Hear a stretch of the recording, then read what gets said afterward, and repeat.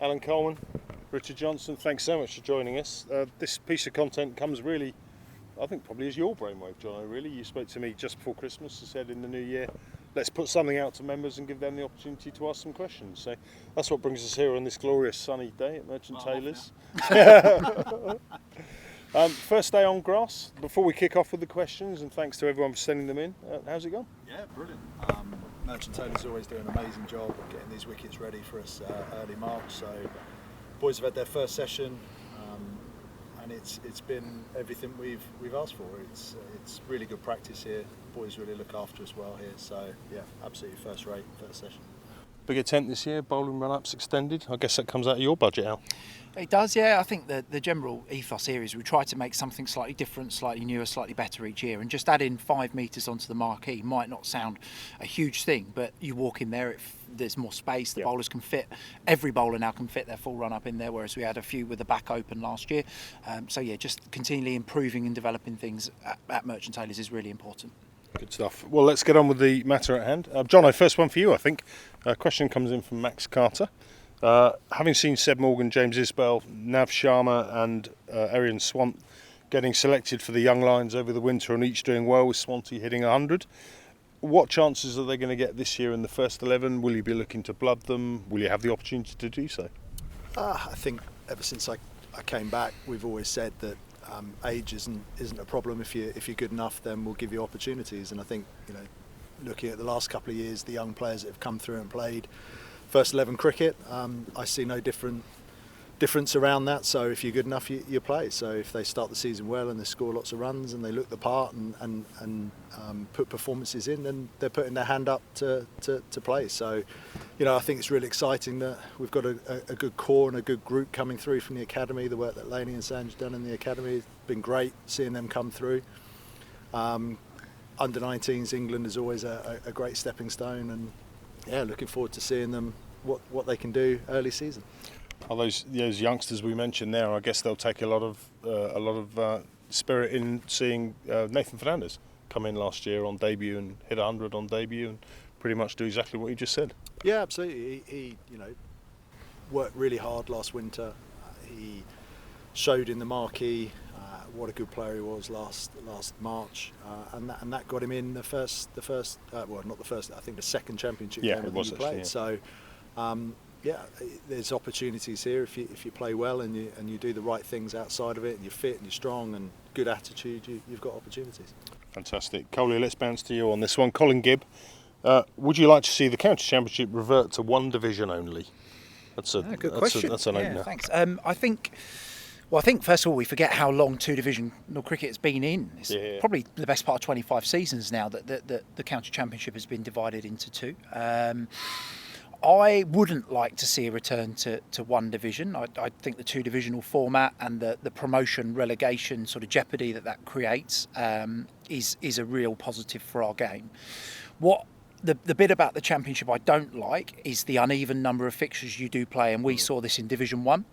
And if you're honest, you probably look at the teams who we didn't play against twice as potential wins, and the result of that may have been slightly different. So I think in Division 2 it's great that you play everyone twice. I think in Division 1 it's a real challenge that you don't play everyone twice. I would go back to, I think, 2 divisions of 9.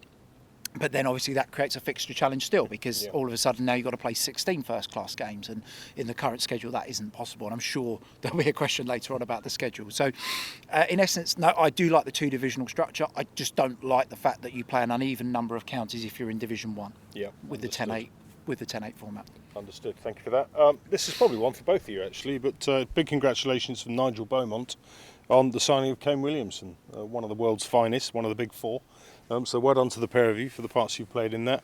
Nigel's question is, can we expect any further overseas signing, especially for the Championship, come April and May? Now, I think that's already been answered, but let's use this as a chance to talk about Dane Paterson and why Dane. Obviously, good record for 4 years with Nottinghamshire.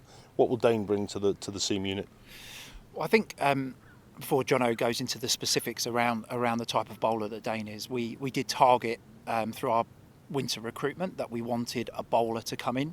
Conscious that we're losing Ethan Bamble, was losing a large number of overs, and although we've brought in Zafar Gohar in certain conditions, we did feel we needed some high quality seam reinforcement, and Dane very much fits that bill profile-wise, and as you rightly say, he's had 4 years at Notts and done exceptionally well there. So delighted to be able to move for that period. The one decision was how long do we get that SEMA for, and what the decision we made was to consolidate our money into that 7-game block. Yep. So you could have, in theory, split that money across the whole season, but to go for a slightly higher profile SEMA for that first 7 games to get ourselves out the blocks quickly was the theory there. So that's why Dane's with us for that 7-game period. Good to hear.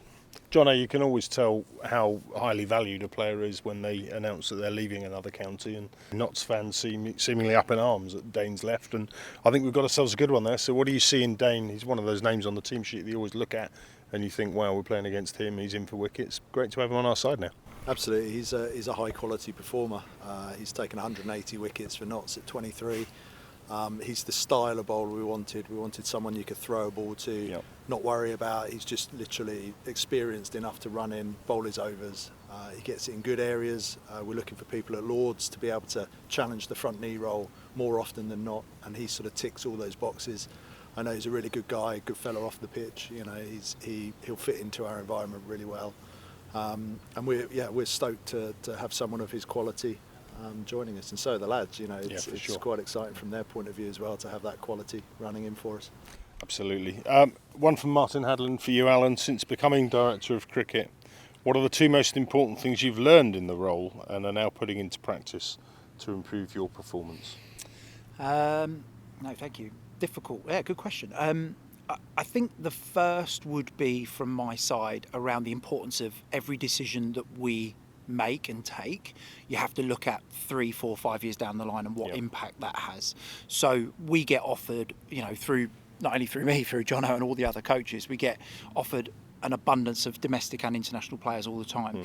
Each one of those has a knock-on effect to another cricketer, another consequence. So actually looking 3, 4, 5 years down the line with everyone we sign as to whether they're the right player for now, but are they going to be the right player for where we want this team to be in 3, 4, 5 years' time is really, really important.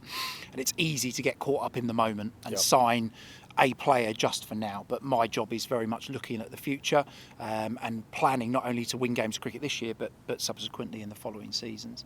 So that's the first. I think probably the second link to that is the importance that we make decisions at Middlesex that aren't only good for us but are good for the future of the game as well, and actually Yep. looking at things from a wider lens, as it were. You know, we're in a huge transition now as a game. The 100 money, the 100 investment coming in, the rise of franchise cricket around the world, the future of county cricket and the schedule under question.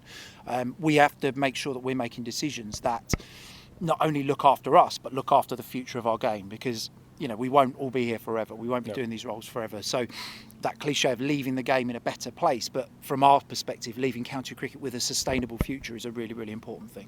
So it'd be those 2 things, I think. Thanks, Al. Good insight. Simon White asks, probably nice follow-up from that. I'll go with you on this one, Johnny.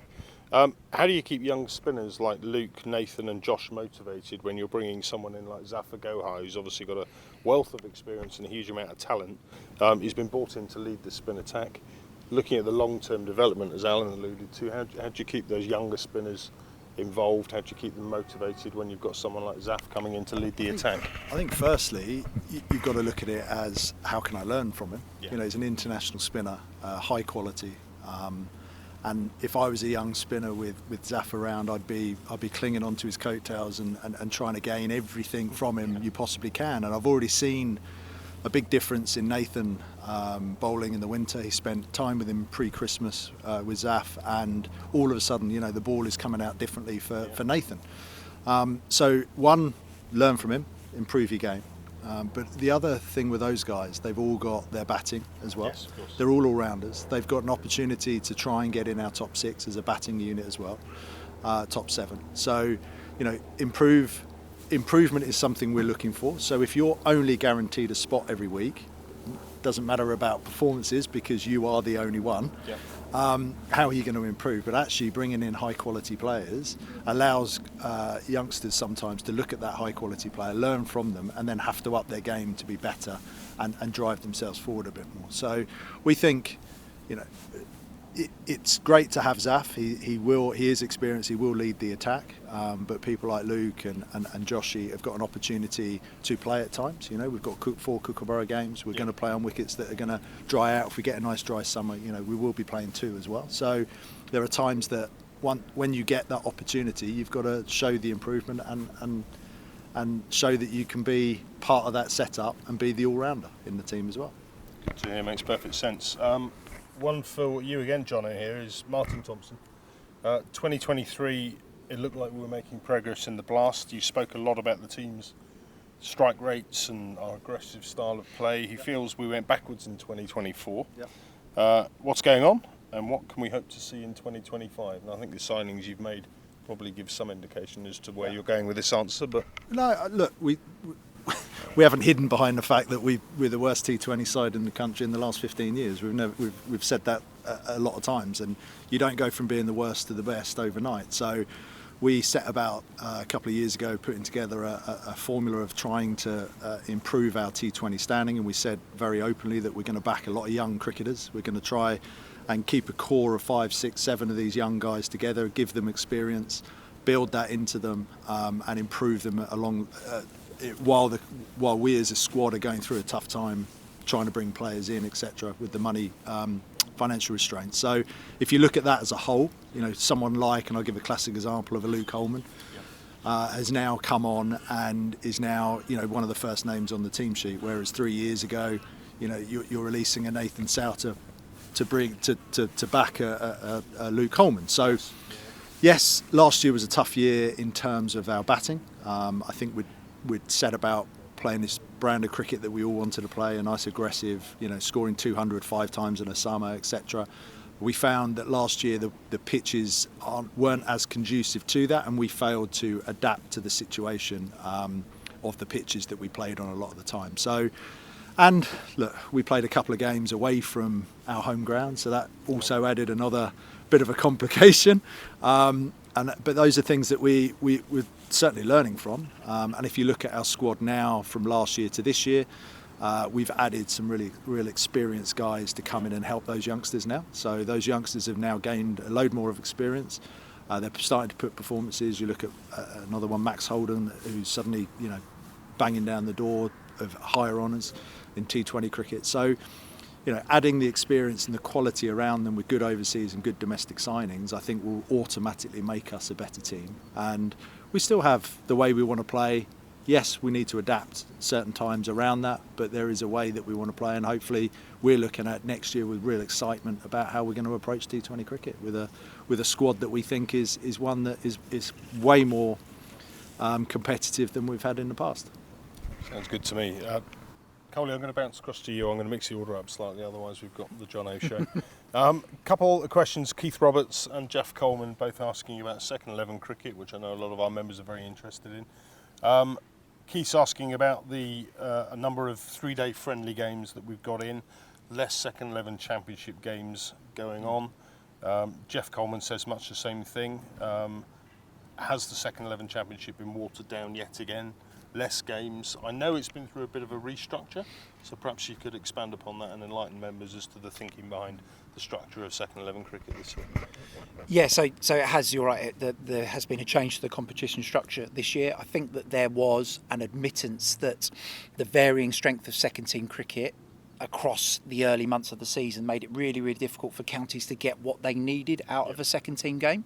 And sometimes I think counties felt like they were running a second team game for the sake of it rather than for actually a real development perspective. So the championship element has been limited to a smaller number of games, 5 games now, and we've been given a group that we are in to play those games. And then aside from that, we're given scope to play games in pretty much whatever format we want, and we've obviously chosen early season to play some 2-day, 3-day and 4-day friendlies, as it were, although in second team cricket they're never really friendlies or competitive games. They are games of cricket for people to develop and put performances in. I think that the real challenge of second team cricket is academy players, university players are heavily into their education in April, May and June. The weather, obviously in club grounds, especially in April, makes it very, very difficult to get high quality matches on. So trying to get a balance of all of those things while ensuring our squad stay match fit and ready to put pressure on the players that Jono picks in the first team is really, really important. And that's the balance that the game is trying to strike there. It is the first year we're doing it. I know the schedule across all cricket is very much in debate at the moment for 2026 and moving forward in second team cricket, and the role that it has to play is very much a part of that. What you will expect, though, to see from our second team is, again, we will be one of the stronger ones. We'll have more contracted players than other sides. Jono wants to see people put their hands up and put in big performances in those games, and we're playing them at the best facilities that we can in terms of Merchant Taylors and Radlett as our main two venues, with some other games, Richmond, Uxbridge and Enfield. So I suspect our members who do come will still see a high quality game of cricket, irrespective of whether that's in a second team championship or as a friendly, as it were. And the amount of total days will be roughly the same as last year, where we had more championship games, wouldn't we? So the days, I think, are roughly the same. Is that right? Yeah, they are. The ECB fund a minimum amount of days that you have to play, and we're well in excess of that. So yeah, the number of days isn't necessarily reduced, even though the championship days are slightly less. So no great conspiracy here, as one of those members alludes to, that this might be a move towards 3 groups in the first 11 county championship. No, not that I've heard of or seen. Not to my knowledge, well, no. That's good to hear. Jono, this one's banging your wheelhouse. Ben Gedders. Andy Biggs says don't know too much about him. Obviously, we announced that Ben had signed for us back in, it was probably October, and he's since been in Australia doing his stuff overseas. Andy asks, what role is he likely to play in the championship and also in the T20 side? Where do you see him fitting in? Firstly, look, we were so delighted to be able to sign Ben. He's a very highly thought of, regarded young cricketer at Surrey. Very high ceiling, super attitude and character. So, firstly, it was a great coup for us to get him through. And I see him. I've brought him here to play cricket. I've not brought him here to not play. So, we'll make sure that he's up and running and getting some good game time in. And obviously, the T20s are way off now, but he's obviously part of our plans in that as well. He'll be in and around that squad. So both formats, he's a very, very talented young cricketer, and we're really excited to have him on board. Can't wait to see that. Right, next one up is from Paul Lees, which is largely about scheduling. I'll go at you with this one, Al. How did the squad feel about playing most of their first-class cricket at the bookends of the season in conditions that are certainly far from ideal, certainly for the batters? The schedule's a really tricky thing. I think the first thing, and I said this at the members forum recently, is that our players, specifically to me, and I'm sure I can speak on behalf of Jono here, aren't petitioning to play less cricket like you see in the media. We don't. Yeah. That is not a message that we get from our squad. Unfortunately, as a game, we are trying to balance playing 14 4-day games, 14 T20s, 8 50 overs and the 100 running alongside. And I know our members will all have their own opinions on the 100, but it's in the calendar and we've got to work with it and work around it in that sense. So you are left with some limited options, very much so. And I think the big question we have to answer is, what do we play alongside the 100? At the moment we're playing 50 over cricket, and everyone will have a theory on how that's impacted the recent Champions Trophy, performances and so on that we've just seen from England. So it's not an easy conundrum to fix. Would you, if you asked our players and our coaches, would they like to be starting at Lords on April the 4th? They probably mostly would say it's a bit too early. The bowlers don't mind. The bowlers don't mind. Would you want to be finishing your season around the 28th, 29th of September? Again, probably not.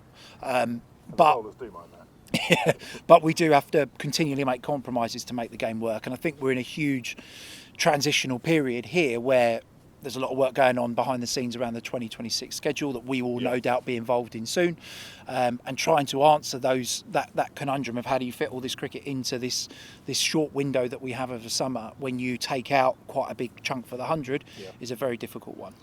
I guess the hardest thing is there's no easy win really, but obviously we do know that we can't play at Lords all of the time. I know the club's intention is always and has always been to play as much cricket as we possibly can at our home at Lords. And Paul Lees asks a second question, which is, how do the players feel when they're, I'll go at you with this one, Jono, how do the players feel when they're playing away from Lords? Obviously Lords, you've got all the creature comforts of the finest ground in the world, bigger crowds, better atmospheres. What's their mindset when they go to Merchant Taylors and Radlett and have to play at outgrounds? Look, it's difficult not to want to play at Lords every game, but we actually play a fair amount there, to be honest. We don't play too many games away from Lords, especially Championship and T20 cricket. So they get a big amount there anyway. But we've now made, because we only really play at Merchant Taylors and Radlett, it's home from home. And Radlett has always been one. Over the years, we played a lot of second team cricket there, and now we've played obviously hell of a lot of second team and first team games here. So it still feels like home. Yes, it's not Lords obviously, but because we play here regularly and consistently, then it still feels like home. So it's okay. Good to hear. I guess it also helps that you're here pretty much training all winter, and obviously your pre-season in the marquee behind us. And the guys here look after us so well, so it's great. Good to hear. This one might be for both of you, but I'll start with you, Al. Rod Mayer asks, an increasing number of franchise competitions around the world. Does that have an impact on player motivation going forward, i.e. Max has been playing for the Vipers, presumably being very well remunerated, as I'm sure he has been. How do you get players up for Championship cricket and one T20 cricket and One Day Cup cricket if they're not involved in franchise cricket around that time? I think the motivation piece, I think I'll push towards Jono, but I think from our perspective, during the winters, we want our players to be recognised in these competitions, and somebody like Max has had a very good winter again, and it's brilliant that him, Lias, Steve Eskenazi have been abroad playing in these competitions, and that's only a good sign for us that they're getting this recognition. Competitions are on the up. There are obviously some protections over the competitions that are played during the English summer now, which has caused some contention amongst the Professional Cricketers Association, especially, and the playing group that they represent. But yeah, from our side, the more franchise cricket that our players are playing in the winter, the better, because the more experienced they'll be when Jono's picking a T20 side in the summer. And we talked earlier on about the improvement that we want to see in T20 cricket. Our boys being exposed to franchise cricket is a massive part of that. Really valid point, I guess, the experience. I remember interviewing you last year, and I think there was a game we played against Sussex where their collective caps in T20 cricket was something like 2,500 and we had about 250. Kind of puts it in perspective. But let's move on to the motivation angle. So you've got players playing in sunny climes, earning lots of money. They come back here in a cold March. You've got them in the net there. I know one of them, he's been mentioned, Max Holden. He's just had a very good net, I've seen, so I'm sure it's not too much of a problem. Until you've sort of mentioned it, I just haven't seen it as a lack of motivation anywhere. I mean, most cricketers now, especially what we've put together, are multi-format cricketers. So the motivation now is to go and score 1,000 runs in red ball cricket and get off to a good start. Also, look, to get these franchise gigs, people look at what your domestic record is. So if they come back here and do well in our blast, like Max has, moving to number 4 for the last couple of years and playing so well in that position has highlighted an area where other teams have taken him on, and he's done brilliantly. So there's still that motivation to do well domestically, because that's how you get your franchise gigs. But the multi-format cricketer now wants to score 1,000 runs in Championship cricket, but smash it out the park and get franchise gigs. So it's a bit of both, really. Yeah, for sure. So the motivation I don't see as an issue so far. No, good. I mean, Max seemed pretty happy. I just saw him driving out the car park in his Bentley Continental. So absolutely, yeah. This one's probably for both of you. Stuart Crawley asks, what are you most excited about for the upcoming season? There you go, there's an open one. I am most excited about seeing the next evolution of this group of players that we've been able to put together. So everyone is well aware of the constraints that we've been working within, and are still working within this season, don't get me wrong. But the fact that we've now had 2 or 3, let's call them transfer windows in football senses, 2 or 3 winters where we've been able to evolve the squad. We've made some tough decisions by moving some players on, and we've been able this winter hopefully to demonstrate our collective ambition for this team and how good we think they could be and the direction that this team is going within. And that's the bit I'm most excited about, is taking some of the guys through that journey over the last 4 years, and now being able to add in some real high quality players, not only from overseas but domestically as well. So that's the bit I'm excited about, is seeing where this group can go this summer. Proud father vibes. Something like that. Yourself, Johnny? To be honest, I was going to say the same in terms of, I think you've seen the shape of the squad change over the last couple of years, Yeah. and I just feel we're getting stronger every year at the moment, and that's not just in Championship, that's in both formats. So to see how they come together and perform is always the exciting part, you know. Good. Nice follow-up, I guess. Michael Bennett asks, all these new signings that we've got, I don't know whether either of you really, all these new signings we've got, the money, last year we couldn't afford an overseas player. You touched on the troubles and the tribulations that we've had. Where's all the money come from? I know I know it's not the 100. I know it's not the 100, which has been alluded. If you could expand on, I guess there was a lot of players released at the end of last year, so expand upon the thinking behind that and where that's brought us to this year with recruitment. Yeah, so first of all, the 100, and it's been well publicised in the media. There are some we haven't had the money yet. Money isn't guaranteed. There's still a lot of due diligence going on at the moment with the prospective buyers, and we won't see that money for a little while yet. And even when we do, it's very constrained as to what we can spend it on, and players is not one of those things. So that's a very first thing to be really, really clear on. And as you touched on there, where the money's come from is, unfortunately, us having to make some really tough decisions on some players over the last few years. So, you know, even back to Jono said about releasing Nathan Souter those years ago. John Simpson left the club 16, 18 months ago. We had 5 players leave the club this year, or coming into this season. Some of them pretty high earners as well. And that's just created a bit of freedom for us within our budget and within our constraints to look elsewhere and create a different shape to our squad. Yep. So we're still only spending what we can afford. We're still within our ECB salary cap. We're still spending less than we were spending in 2019, 2021 seasons. But we've just been able to make some moves in the market by releasing some players and making tough decisions, and then being creative with how we spend our money, with the players that we bought in. So I'm really pleased with the business that we've been able to do. I hope that we will see a different shape and a different feel to the Middlesex side that walks on the field on April the 4th. And as Jono and I have touched on here, we are both incredibly ambitious about where this group can get to. And we're not content with where we are, and we're continually wanting to bash the door down Division 1 cricket and continue to improve our fortunes in T20. Good to hear. So just good budget management. Jono, one for you. We are down to the final 3, so you were pleased to hear. Some odd decisions to bowl first, when, in Howard Smith's opinion, we should have batted first. How's the decision generally made out there in the middle? Is it a collective decision with the cricket management? Okay, let's assume we do that and we win the toss. Who makes the call on whether we're batting? Who makes the call on whether we're bowling? Is that a collective decision between you and the captain? Is that your decision? Is that the captain's decision? Is it team consensus? How does that work? Yeah, look, myself and the captain will obviously make that ultimate decision. I will take counsel from people that I trust, but I suppose we've hedged towards bowling first a lot over the last few years, and I would put that more down to our sort of team shape than anything. Yeah. As we've mentioned earlier, we've had some young spinners to put them under pressure to bowl a team out on the last day when, you know, they're probably not ready for that step. No, fair. And the way our bowlers have been over the last couple of years, we haven't had a lot of pace within our lineup. So we always think freshness of a pitch with the likes of going back to Murtagh, Toby, Bamba, Higo, you know, guys that run up, hit a nice area. Yep. The most we will get out of that wicket is probably in that first 2-hour block. Yeah, fair.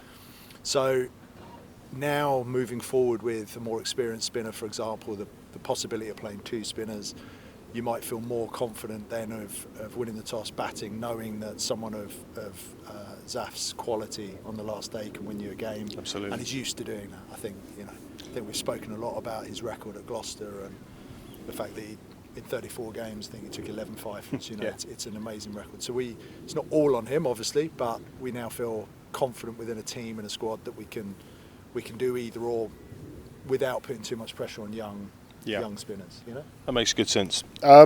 Second last one, another one on bowling. When we get a new bowler on board, this is probably one for you, Johnny. You spent many a season running in. New bowler joins the ranks. They've got the Lord's Slope to contend with. How tough is that? We hear a lot about it. and it's noticeable. It's visibly noticeable. How tough is it to come from a, I don't know, like let's take Dane from a Trent Bridge to Lords. I know he's played at Lords, but to play on it week in week out on that slope, what adjustments do you need to make? Yeah, it's a real valid point. It can mess you up a little bit, to be honest. Yeah. And I think some people, the way their actions set up, are more suited to one end or the other. Yes. And I think it takes a little bit of time to adjust to that. And we obviously don't have a lot of time at Lords to practice out in the middle before that first game. So sometimes you actually, someone like Brooksy last year, his first time ever bowling at Lords would have been literally in the game, not even with a bowl through. Yeah, absolutely. So, it can take a little bit of time to adjust.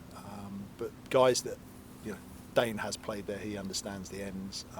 And some actions are just more suited to sitting perfectly in the middle of either end. It doesn't really matter which end, but just saying some people have an action that's more suited to one end than the other. So you're absolutely right, there is a little bit of adjustment for people to make, and it's not as simple. And it's the same with the batters at times, because you're leaving balls at one end that you can't leave at the other. It's not that it moves miles, but it's also because you're standing, there's a feel of which way your weight goes, down the hill or up the hill. So it does play around with you, but it's one of the lovely things about playing at Lords. It just makes it, again, another sort of level of being special, Last one, Coley, for you. About England call-ups. Obviously, your career journey, you used to work in the academy, so you were right at the kind of centre of developing that young talent, and here you are now as DFC of the first 11. Loads of our academy graduates seem to go on to represent England at under-19 level and young Lions level. This one comes in from Bob Howden. Yet they seem to drop out the international reckoning when they come of age. Last player to get called up, I think he's incorrect on this, but was 6 years ago, David Milan. I think it's probably John Simpson in the COVID years.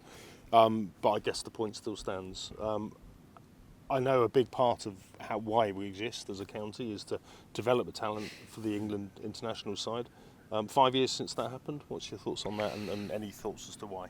Yes, a really good question. I think the first thing you have to understand here around how England young Lions or under-19s are picking their side, it's basically a new team picked every 2 years. Okay. So therefore you're more likely to get young players playing in that team, whereas the England team, people will have 5, 6, 7, 8, 9, 10, 11 careers. So places are harder to come by, and they don't always correlate between lots of young Lions players and lots of England players, just from a purely maths perspective in that sense. We are, though, and we need to, for not only from a recognition perspective, but from a financial perspective, producing England players is a big part of it.